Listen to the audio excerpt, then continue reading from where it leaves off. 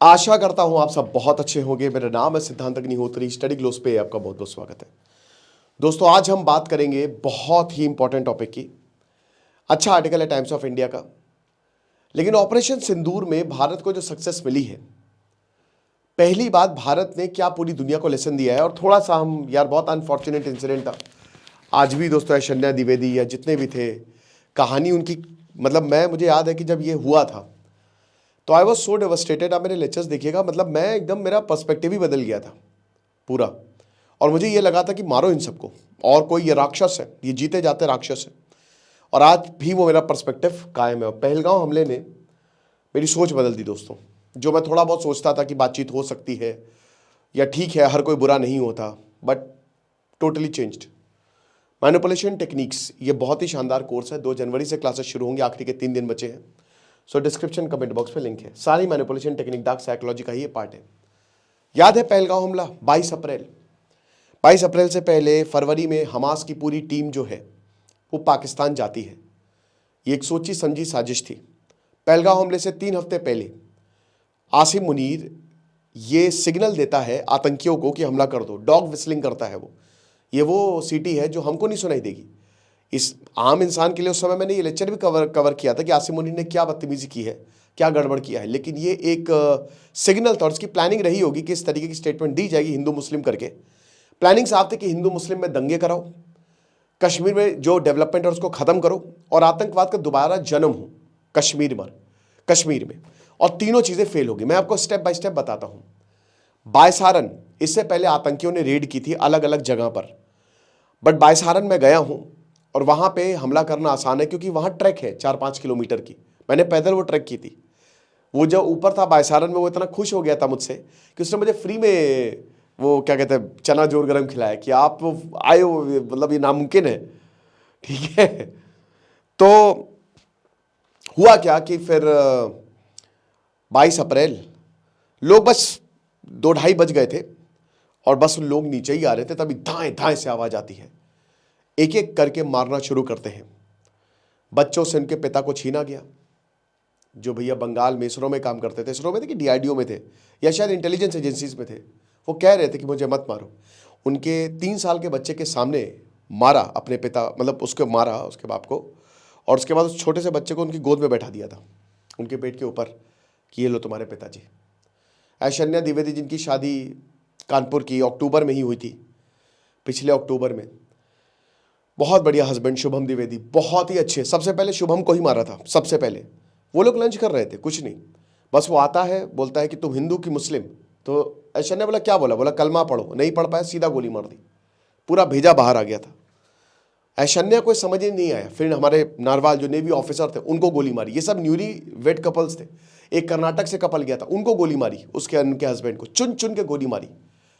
मैं याद दिला रहा हूं ना क्या हुआ था। छोटे 7 साल का एक गुजरात में बैंक मैनेजर था, उसने सोचा कि चलो यार सबके साथ। और इसमें सबसे बड़ी बात ना कि बहुत, मतलब पत्नियां रोई, कुछ तो सुन्न पड़ गए। ऐश्वर्या बताती कि हम तो नीचे आने में हालत खराब हो गई थी। एक पोनी वाले को गोली मार दी यहाँ पे, और उसके बाद ये लोग चले गए। ऐसा हमला कभी नहीं हुआ था। मुझे याद है कि जिस वक्त ये हमला हुआ था 2 घंटे बाद मैंने लेक्चर लिया था कि ये, क्योंकि उस समय खबर साफ नहीं थी। लेकिन एक दिन बीता, जब धुआं छटा, तब पता चला कि भारत पर आज तक का सबसे बड़ा हमला हुआ है, और ये पूरा हमास स्टाइल में। उसके बाद भारत को जवाब देना था। हमने अभी तक, हम जवाब देने में बड़ी कोताही करते हैं, बट पब्लिक गुस्से में थे कि बस बहुत हुआ, इनको नंगा करके मुजरा कराओ, तब ये लोग साले मानेंगे 2 कौड़ी के। तो भारत जो है उसने वेट किया चुपचाप। उसने अपने मूवमेंट्स, मतलब आर्मी का मूवमेंट के, किसी को नहीं बताया। प्रॉपर ड्रोन्स, पूरी वॉर में सबसे बड़ा लेसन जो ड्रोन्स और लॉइटरिंग मिनिशंस थे, तैनात किए। और बोला गया कि कब मारोगे कब मारोगे कब मारोगे। 1 महीना हो गया। इंडिया जो है सबको बुला रहा है। उधर पाकिस्तान अपनी तैयारी कर रहा है, चाइना के साथ, टर्की के साथ मिलकर उसने पूरी तैयारी कर ली है कि अगर हमला होता तो उनको क्या करना है। पाकिस्तान की बैंड बजी हुई है। पाकिस्तान के दोनों प्लान नाकाम हुए। अब हिंदू मुस्लिम और एक हो गए। कश्मीर में पाकिस्तान के खिलाफ प्रदर्शन हुए, ऐसा कभी नहीं देखा गया। ओवैसी ने जमकर धोया पाकिस्तान को। सारे मुस्लिम जो है उन्होंने कहा कि पाकिस्तान को कब जवाब दोगे, मारो उनको, सब के सब। ये हिंदू मुस्लिम एकता का बहुत बड़ा, कहीं दंगे नहीं हुए दोस्तों, कहीं पे हिंदू मुस्लिम नहीं हुआ। कश्मीर में टूरिज्म, भाई कश्मीर भी साथ खड़े थे, चाहे जो भी हो, लेकिन था ये, ठीक है। अब उसके बाद भाई ये होने लगा कि नहीं नहीं मारो, कब मारेंगे, कब खत्म करेंगे। 6 मई आता है दोस्तों, उससे एक दिन पहले ड्रिल्स हो रही थी कि अगर आपको प्रॉब्लम करनी है या अगर मान लीजिए पाकिस्तान हमला करता है तो आपको करना क्या है। 6 मई को रात को 2:30 बजे पाकिस्तान को, ये लोग सो रहे थे आतंकी, बढ़िया चैन की नींद की हूरें मिलेंगी। जाओ बेटा, हूरें नहीं, लेकिन हाँ तुमको यमराज जरूर मिलेंगे, तुम्हारा प्लान खबर हो जाएगा। वहाँ पे भैंसे पे बैठे हुए जब यमराज दिखेंगे ना तब तुमको पता चलेगा। तो मारा और रात में सूरज दिखा दिया, है ना। 2:30 बजे दिन करा दिया भारत ने, एक के बाद एक हमले किए। ये ब्रह्मोस मिसाइल मारी, खत्म, सटाक सटाक, gone everything, gone in 60 seconds. 20 minute के अंदर अंदर पूरा पाकिस्तान धुआं धुआं, 200 आतंकी मरे, इतना मरा। पाकिस्तान में हाहाकार मच गया, क्या करें क्या ना करें। उसके बाद पाकिस्तान ने इधर से हमला किया, भारत का डिफेंस सिस्टम कमाल का सब खत्म कर दिया। पाकिस्तान की एक भाई ड्रोन यहाँ पे नहीं लैंड कर पाया, फिर पाकिस्तान ने ड्रोन से हमला किया, और पाकिस्तान से ऐसा ड्रोन से हमला किया कि लाहौर तक फटे ड्रोन। और ये इनके ही लोग बना रहे थे कि देखो ड्रोन आ रहा है, मतलब इनके एयर बेस पर हमने बहुत जबरदस्त तरीके से जो है वो हमला किया, क्योंकि अभी तक हमारी एक डेटरेंस की पॉलिसी थी। अभी तक ये था ना कि हम आतंकवाद के खिलाफ डिफेंसिव है, लेकिन अब नहीं। अब हम पाकिस्तान को सबसे बड़ा लेसन यही दिया कि भाई तुम जहां छुपे हो, पाकिस्तान को भी लेसन पता है कि हम तुम्हारे न्यूक्लियर रेटोरिक से डरने वाले नहीं है, और तुम जहां मिलोगे वहीं हम तुमको मारेंगे। ये जो टेररिज्म को स्पॉन्सर कर रहे हो, खत्म कर देंगे हम तुमको, ठीक है। अब दोस्तों जब तीसरा दिन आया ना, 8 मई तक भारत ने कंप्लीट डोमिनेंस जो है वो अचीव कर ली थी। कंप्लीट डोमिनेंस, खत्म। ये कुछ भी बोले, हमारे आर्मी चीफ ने बोला कि भाई देखो जंग में नुकसान होता है, लेकिन बात यह कि मरा कौन, जंग में नुकसान होगा। और हमने इतना मारा दोस्तों कि इन्हीं के ही लोग जो है वो वीडियो बना रहे थे, देखो यहाँ पे बॉम्ब गिरा, वहां पे बॉम्ब। और सबने, कल इनके मिनिस्टर ने एक्सेप्ट कर लिया भैया कि 36 घंटे में 80 ड्रोन आए थे भारत के। और पाकिस्तान की तरफ से जो हुआ वो आपने देखा, एक भी यहां से वीडियो, बल्कि भारत तो डेमोक्रेसी है, पाकिस्तान में तो डेमोक्रेसी है भी नहीं। यहां पे कुछ आता ना तो बहुत सारे लोग वीडियो बनाते, बट कुछ नहीं हुआ। मारे थे सरू ये कुतुब मीनार में मिसाइल मारेंगे, वो सीधा हरियाणा में ही बोल गई, है ना, ये चीज हुई। और हमने कराची पर स्ट्राइक नहीं की दोस्तों, हम चूक गए। यहां पे हमने अपना INS विक्रांत तो खड़ा कर दिया था, और अगर हम कराची पर बॉम्ब करते, नेवी को रोक दिया गया था। ये भारत की एक बहुत बड़ी कमी रही है, नेवी को रोक दिया गया था। बट अगर नेवी स्ट्राइक करती तो कार्यक्रम बचता ही नहीं, क्योंकि मैक्सार टेक्नोलॉजी ने बाकायदा इमेज दिखाई कि जब ये हमला हो रहा था तो पाकिस्तान के बच्चे कुछ शिप भाग गए, मतलब ये पूरा मैदान खाली था, पूरा मैदान। आप ऐसा कह सकते हो कि बॉलिंग हो रही है और एक भी प्लेयर गया, 10 के 10 प्लेयर गायब है, तो मारो छक्का। जब तुम ऐसे प्लेस भी करोगे तो भी चौवा जाएगा। ऐसा तो कुछ भारत के पास मौका, बट भारत ने डिक्लेयर कर दी पारी ही। तो यहां पे भारत ने हमला नहीं किया कराची पर, कर सकता था, हालांकि उस समय खबर ये भी चली। और दोस्तों अब मुझे लगता है कि मुझे उस समय लगा कि इन्फॉर्मेशन वॉरफेयर यार, बट मुझे बहुत डिसअपॉइंटमेंट हुआ। मैं ये देख रहा था कि पाकिस्तान जो है उस समय इंफॉर्मेशन वॉरफेयर पे गलत से गलत इंफॉर्मेशन फैला रहा है, ठीक है। पाकिस्तान आज भी झूठ पे जिंदा है, इतना झूठ फैलाया उसने, चूरन बेच बेच के लीबिया को उसने हथियार बेच दिए। खैर लीबिया के साथ उनका बहुत पुराना याराना है, ठीक है, हर जगह चूरन दिया है उसने।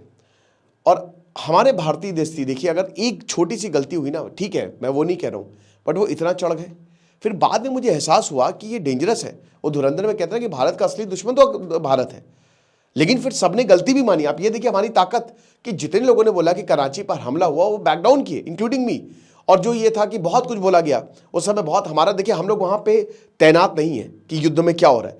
हमारा प्राइमरी सोर्स यही न्यूज़ चैनल्स, या फिर ये इंडियन एक्सप्रेस हो गया, द हिंदू हो गया। द हिंदू ने उस दिन गलत खबर छाप दी, उसने डिलीट की, तो बहुत कुछ चल रहा था। लेकिन सच्चाई क्या थी? सच्चाई ये थी, भारत में सच्चाई आपको पता चल जाती है, पाकिस्तान में नहीं पता चलेगी। सच्चाई ये थी कि हमने पाकिस्तान को घुटनों पर ला दिया था। और आखिरी में जब हमने 9 एयरबेस पर हमला किया, हमने पूरी तरीके से पाकिस्तान को डोमिनेट किया। और हमने पंजाब से लेकर खैबर पख्तूनख्वा पे लेकर इनकी कायनान हिल्स पर हर जगह मारा। और हमने ये दिखा दिया कि हमारी जो न्यू मिलिट्री डॉक्ट्रिन है वो क्या है। ये लोग समझ ही नहीं पाए कि हुआ क्या, कहां से बॉम्ब आया, कहां से कुछ हुआ, कमांड ऑपरेशन हर जगह। अब उसके बाद फिर पाकिस्तान ने फ़ोन किया 9 मई को, उनके DGMO ने फ़ोन किया, वो रिकॉर्ड भी है हमारे पास प्रॉपर, यहाँ पे बताया अभी कि उन्हीं का ही, उनके ही DGMO को फ़ोन आया। और पाकिस्तान ये मानता है, लेकिन वो कहता है कि नहीं नहीं डोनाल्ड ट्रंप ने करवाया, डोनाल्ड ट्रंप ने करवाया। पाकिस्तान कभी भी नहीं कहता भाई, पहल अभी भी देखिए तो कोई शिमला एग्रीमेंट सस्पेंडेड है दोस्तों, कोई सीजफायर नहीं हुआ है। भारत कल चाहे तो कल पीओके पर हमला कर सकता है या पाकिस्तान के ऊपर हमला कर सकता है, बट भारत करेगा नहीं, क्योंकि युद्ध से किसी का भला तो होना नहीं है। बट अगर ऐसी हरकतें करोगे तो फिर हम बिल्कुल मारेंगे।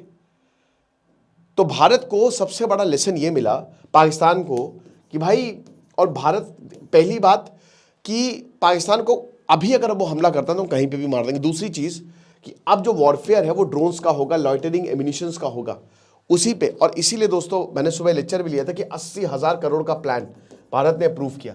जो भी गैप्स थे डिफेंस को लेकर, जो भारत सरकार काफी नींद में थी कि चलो बाद में कर लेंगे, उसको सबसे पहले प्रायोरिटी बेसिस पे किया गया। क्योंकि चाइना और पाकिस्तान का जो नेक्सस है, चाइना पूरे पाकिस्तान की नेवी को मॉडर्नाइज कर रहा है, पाकिस्तान की मिलिट्री को मॉडर्नाइज कर रहा है। उसका रीजन ही ये है दोस्तों, क्योंकि चाइना अरुणाचल और ताइवान को लेकर बहुत ज़्यादा अलर्ट पर है कि कुछ भी करके इस पर हमला करना है। लेसन ये भी था कि हमारी डॉक्ट्रिन चेंज हुई, हमारी न्यूक्लियर सेक्टर में प्राइवेट प्लेयर्स को लाया गया, ये भी बहुत बड़ी। और फिर उसके बाद हमने किसी की बात नहीं मानी। और लेसन ये भी था कि पूरी दुनिया का हमको रोल पता चला, कौन हमारे साथ है कौन हमारे खिलाफ है क्राइसिस में, ये सब पता चल गया। इंडिया को ये भी पता चला कि जितना ज़्यादा टेक्नोलॉजी, लॉजिस्टिकल और ट्रेनिंग और डॉक्ट्रिन पे हम फोकस करेंगे उतना अच्छा है। नई बटालियन है रुद्र और भैरव, ठीक है। और अब दोस्तों भारत ऑफेंसिव है, वो ऑपरेशन सिंदूर 2.0 की बात कर रहा है। और पाकिस्तान इतना डर गया है कि उसने अपनी सरहद पर ड्रोन्स लगा दिए हैं, पता है, CUAS, countering unmanned aerial vehicle system, जो ड्रोन्स हैं वो सब कुछ लगा दिए हैं। तो ये भारत की नई स्ट्रैटेजी रही है जो कि काफ़ी इफेक्टिव साबित हुई। मैंने सोचा 2025 एंड हो रहा है, थोड़ा सा याद दिला दूं। Thank you so much.